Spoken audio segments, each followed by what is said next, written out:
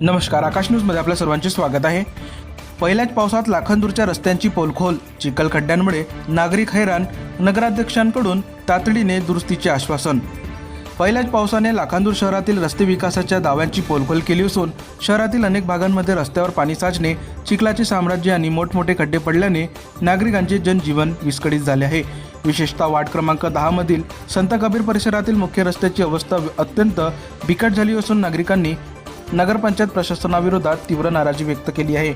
मंगळवारी झालेल्या पावसानंतर संत कबीर परिसरातील मुख्य रस्ता पूर्णपणे चिखलमय झाला असून रस्त्यावर मोठमोठे खड्डे पडल्याने वाहन चालकांना जीव मुठीत धरून प्रवास करावा लागत आहे. याच रस्त्यावर एका दुचाकीस्वाराची गाडी चिखलात खड्ड्यात पडल्याने तोल जाऊन त्याचा अपघात झाला.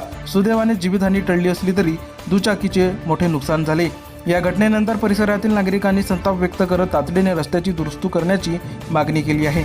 नागरिकांच्या म्हणण्यानुसार शहरात सुरू असलेले नळ योजनेच्या कामासाठी अनेक सिमेंट कॉन्क्रीटचे रस्ते खोदण्यात आले, मात्र काम पूर्ण न झाल्याने रस्ते पूर्ववत करण्यात आले नाहीत. परिणामी पावसाचे पाणी साचून सर्वत्र चिखल व खड्डे निर्माण झाले आहेत. यामुळे विद्यार्थी, महिला, ज्येष्ठ नागरिकांनी, दुचाकी आणि चारचाकी चालकांना दररोज मोठा त्रास सहन करावा लागत असून अपघातांचा मोठा धोका वाढला आहे. या गंभीर समस्येच्या पार्श्वभूमीवर वार्ड क्रमांक 10 मधील महिलांनी लाखांदूर नगरपंचायतीत जाऊन मुख्याधिकाऱ्यांना निवेदन सादर केले. नागरिकांच्या तक्रारीची तातडीने दखल घेत नगराध्यक्ष विनोद ठाकरे, मुख्याधिकारी आणि संबंधित कर्मचाऱ्यांनी सायंकाळी घटनास्थळी भेट देऊन संपूर्ण रस्त्याची पाहणी केली. पाहणीनंतर नगराध्यक्षांनी नागरिकांना आश्वासन देताना सांगितले की रस्त्यावर साचलेली अतिरिक्त माती तातडीने हटवण्यात येईल, तसेच सर्व खड्डे बुजवण्याचे काम हाती घेतले जाईल.